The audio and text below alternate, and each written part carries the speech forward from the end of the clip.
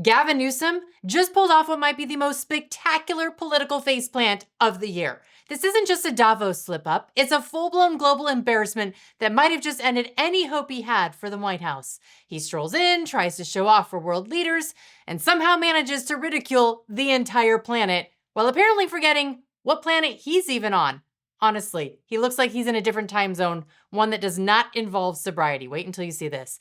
And now breaking, Newsom has reportedly been denied entry into the US House while in Davos. All those details are coming up. Plus, Kristi Noem, she weighs in on whether Don Lemon will actually face consequences for the stunt he pulled inside a church. Hit that like button if you think Gavin Newsom should never touch the White House, and subscribe to make sure you don't miss the day's hottest political news.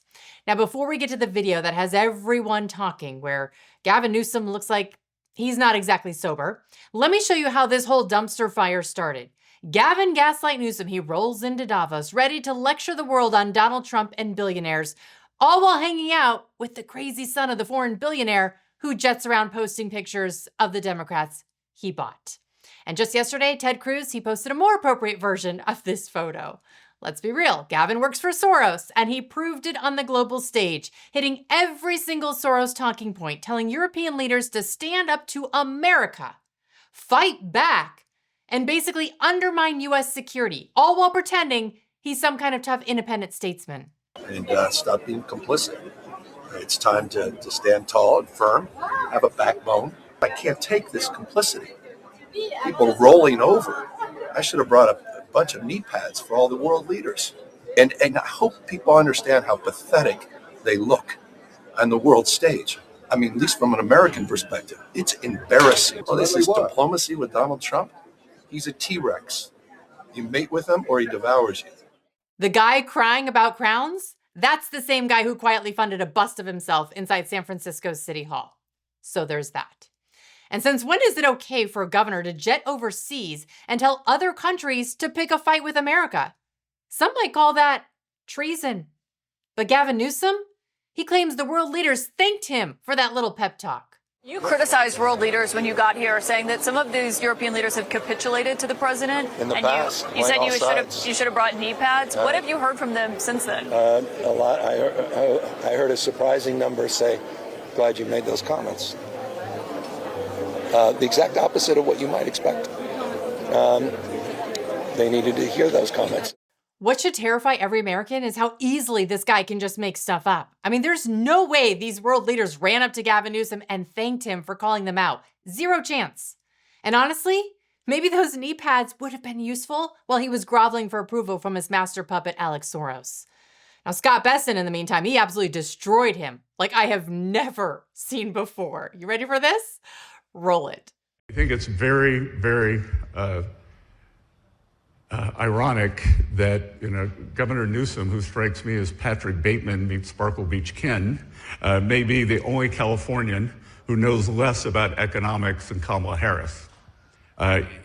He's here this week with his billionaire sugar daddy, Alex Soros, and the Davos is a perfect place for a man who, when everyone else was on lockdown, when he was having people arrested for going to church, he was having $1,000 a night meals at the French Laundry, and I'm sure the California people won't forget that. Wow. And no, we will never forget. His kids went to school, Nancy Pelosi got her hair done, while the rest of us were locked down. Some even arrested for surfing or just going to church. And now Gavin flailing like he's trying to win a knife fight with the president? Well, Trump strolls in and he puts him in his place masterfully. Total checkmate moment. Watch this. Gavin's a good guy, and we're going to, if he needed it, I would do it in a heartbeat. I'd love to see, we did help them a lot in Los Angeles, a lot with the early in my term when they had some problems, but we would love to do it. I will say this, if I were a Democrat governor or whatever, I would call up Trump. I'd say, come on in, make us look good, because we're cutting crime down to nothing. And we're taking people out, career criminals who are only going to do bad things, and we're bringing them back to their countries. Just another boss-level Trump move. Trump doesn't clap back, doesn't insult the hair, doesn't mention the French Laundry. He just says, Gavin's a good guy. I want to help him clean up California. Well, suddenly the trolling collapses. Because what do you do with that? You can't scream dictator when the guy just offered to take out your trash. Newsom comes in swinging, Trump sidesteps, pats him on the head, and says, "Call me when you're ready to fix the place." That's the difference. One guy is chasing a viral moment, the other shuts the whole thing down by winning without throwing a punch. This is why Trump is on the world stage and not Newsom. And yet, the governor apparently learned nothing from the master troller. Watch this next clip. Newsom continues to hurl weak insults at Trump after the speech. Watch his pauses, his facial expressions. Many are already speculating he's not sober. Now, this is just the opening act. This one isn't as obvious. The real proof comes in the clips that follow. But first, watch this. You were obviously named by President Trump during that speech. Yeah. What was your reaction to what he had to say about you? None. I think he said something very different last night. I didn't hear new scum. I heard new green scam. I mean, come on. It was remarkably boring. It was remarkably insignificant. He was never going to invade Greenland. It was never real. So that was always a fade. And so he says, well, we should negotiate. Well, everybody here has been willing to negotiate for a year. I want you all to remember that Gavin said Trump initially was not willing to negotiate because he's going to contradict himself a little later in the interview. And boy, is he being awfully critical of the president's speech after he himself turned down the opportunity to speak in Davos. I was told he was asked to give a speech on his signature policies, but he's not speaking because what have his economic policies brought? Outward migration from California, a gigantic budget deficit, the largest homeless population in America, and the poor folks in the Palisades who had their homes burned down. He is here hobnobbing with the global elite while his California citizens are still homeless. Shame on him. He is too smug, too self-absorbed, and too economically illiterate to know anything. Thank you very much. Let me know if you need any further clarification. Bessent does not take prisoners, and he does it with a smile. But he's 100% correct. What does Gavin even have to run on besides destruction? Nothing. And maybe that's why he was hitting the sauce before the CNN interview. Watch what happens next. CNN tries to continue their usual fake narrative that President Trump is suffering cognitive decline. You know, the storyline they ignored for 4 years. Well, Caitlin Collins, she's all of a sudden suddenly concerned that Trump, juggling multiple domestic and global crises with probably zero sleep, might have accidentally mixed up Greenland and Iceland. And then watch Gavin start to respond. This is where it gets bizarre. Did it stand out to you that he said Iceland multiple times when he was talking about Greenland? And that every time a windmill turns, it costs $1,000. A lot of stuff stands out. None of this is normalized. There's a normalization of deviancy and consciousness and, comments and commentary. No other president, he's held to the curve. He's graded on a curve. I mean, it's really some jaw-dropping and remarkable statements that just, fly in the face of facts and evidence and common sense. This is not typical Gavin Newsom behavior. I mean, that opening about the windmills, honestly, it reminded me of Joe Biden rambling. The man is either completely exhausted or he's been drinking. Either way, it's not a good look. And his attempt to insult the president, they only get worse. And this time, he ends up contradicting himself spectacularly. See if you can catch it. For the European audience, that may have been a new speech. My God, there wasn't anything new about that speech for the American audience. The only thing that was new is he said he's willing to negotiate, but wait a sec, that's not new either, because he's been saying we've wanted to negotiate for over a year. Let's unpack that. First, he slams Trump for finally saying he's willing to negotiate. Then he immediately contradicts himself, claiming nothing was new here because, in his words, Trump's been talking about negotiating for over a year. And you're worried about Trump mixing up Greenland? I'm telling you, the guy is not playing with a full deck. And if you thought it couldn't get worse, it does. A statement posted on X just moments ago, the governor's office writes, quote, under pressure from the White House and State Department, USA House, which is a church acting as the official U.S. pavilion, is now denying entry to Gavin Newsom to speak with media after Fortune invited him to speak, end quote. Now, remember, the governor was invited to speak at an event at the World Economic Forum in Switzerland. President Trump went there and spoke earlier this morning. In an interview with CNN, Governor Newsom called Trump's speech, quote, remarkably insignificant. Now, here at KCRA3, we are working to still gather more information about why the governor may have been blocked from speaking. According to that Sacramento News outlet, the White House spokesperson gave the station the following statement, quote, "No one in Davos knows who third-rate Governor Newsom is or why he's frolicking around in Switzerland instead of fixing the many problems he created in California." Newsom responds, writing, quote, "California was just denied at the USA House. Last we checked, California is part of USA." Well, Gavin, last time I checked, it's extremely inappropriate to go overseas and demand other countries stand up and fight back against the United States of America. So maybe it's time to sit this one out and answer some questions that should be much easier for you to handle at home. Quick question. You mentioned Minneapolis. Any comment on this Don Lemon charging those guys into the church like that? It's funny. Someone mentioned Don Lemon and Trump the other day, and so I have no idea what that's about. Big viral story. He had a bunch of agitators. They ran into some kind of church. Don Lemon. Into a church? Yes. Even focus on this? No, it's not even at this focus. Literally don't know anything about it. Right. Totally believable that the governor of a state has somehow missed one of the biggest viral stories of the week. Come on. This is the guy who's on X every day, every hour, tweeting nonsense. He knows about the story. And the scary part, he doesn't even hesitate before lying to you. It just comes naturally to him. Well, since he refuses to answer, let's turn to someone actually holding people accountable, Kristi Noem. She clearly isn't letting Don Lemon off the hook. Watch this.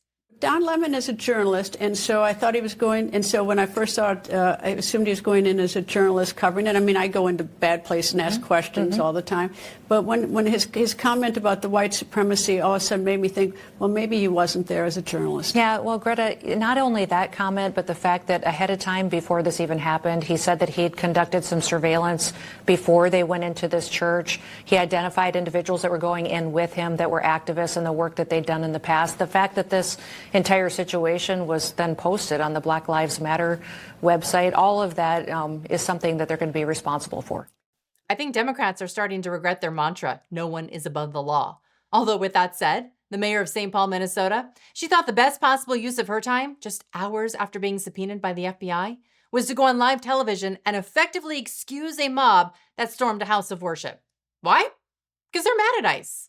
Yeah, apparently in her mind, if you don't like federal immigration enforcement, breaking into a church is now justified. Do you think that some of those protesters may have gone beyond their First Amendment rights in going into a church like that and broke the law? I will say that ICE has led the way in their charge of going onto school properties and detaining people from places that should be just as well kept sacred. Here's the inconvenient part she left out. ICE going onto school property is legal. You might not like it, you can protest it, you can vote against it, but it's legal. What isn't legal is storming a place of worship. That actually violates the law, the same law this mayor suddenly pretends to care about. And the real danger of this DEI mayor is when she starts signaling that retaliation is acceptable as long as the anger is politically approved. I will say that if this government wants us to obey rule of law, that they also need to follow that as well. And that they cannot expect residents who are feeling terrorized and sieged to be operating under any different circumstances or any different rules than they are operating in. Someone needs to explain to her that this is not how civilization works. We do not have a system where feelings override laws. We do not have a system where being upset gives you a free pass to terrorize other people. And we definitely don't have a system where politicians get to wink at mob behavior and call it moral courage. Someone else needs to also remind the left that the conservatives quietly lived through 4 years of Joe Biden. We lived through open borders that brought crime, drugs, and chaos into our communities. We lived through crushing inflation. We watched a DOJ label parents as domestic terrorists for asking questions at school board meetings. We endured COVID lockdowns that did more harm than good. We watched a president who couldn't stay awake, couldn't speak clearly, and couldn't even stand on a stage while the world burned. And yet somehow, we didn't raise hell for ICE agents not being allowed to do their job. We didn't burn down city blocks because our feelings were hurt. We went to work. We raised our kids. We went to church. We followed the law. We kept this country functioning while the left actively tried to destroy it. So no, just because you're louder, angry, and more obnoxious does not make you right. And when your party is openly excusing church invasions on television, you haven't just lost the argument, you have hit rock bottom. And speaking of rock bottom, a CNN contributor was forced to apologize after making a ridiculous claim that we played for you yesterday. Before I get to that statement he was forced to release, here's the clip just in case you missed it. So I am appreciative that the president is being transparent about this. I would love it if he was more transparent about the human sex trafficking network that he was a part of, but you can't win them all. Cameron's grateful that the president is being transparent about the Nobel Peace Prize and his desires for Greenland. Scott, what do you think about that? You going to let that sit? Are we going to claim here on CNN that the president is part of a global sex trafficking ring, or? Well, I mean, we're going to talk about the Epstein file. Scott, I will do the fact checking as we go along here. Repeat what you said about the global sex trafficking ring. That Donald Trump was provably very involved with it. Okay, we'll get to that later. I mean, Donald Trump has never been charged with any crimes in relation to Jeffrey Epstein. But let's be adults here. We'll talk about Let's be serious. Later. Satisfied? Scott Jennings is literally the only reason CNN has any viewers at all. And apparently CNN saw the writing on the wall after Trump's lawsuit against ABC's George Stephanopoulos. Because what did they do? They forced their 25-year-old commentator to post this gem. It reads, quote, "I would like to retract my comments from CNN last night and truly apologize. Donald Trump was obviously not involved with a giant international child sex trafficking ring where women and children were systematically raped by elites. I said that by accident and didn't mean it." Yeah, an accident. And yet he doubled down on the same wild accusation on live television. So sorry, that excuse doesn't hold water. This guy should never be given that platform ever again. Well, that does it for us today. If you missed yesterday's video, we highlight all the subpoenas that went out by the FBI to Minnesota officials. Plus, we dive into the investigation that is currently ongoing into Ilhan Omar. Go ahead, click on that video you see now on your screen, and I'll see you over there. Thanks for watching, everybody. Have a great rest of your day.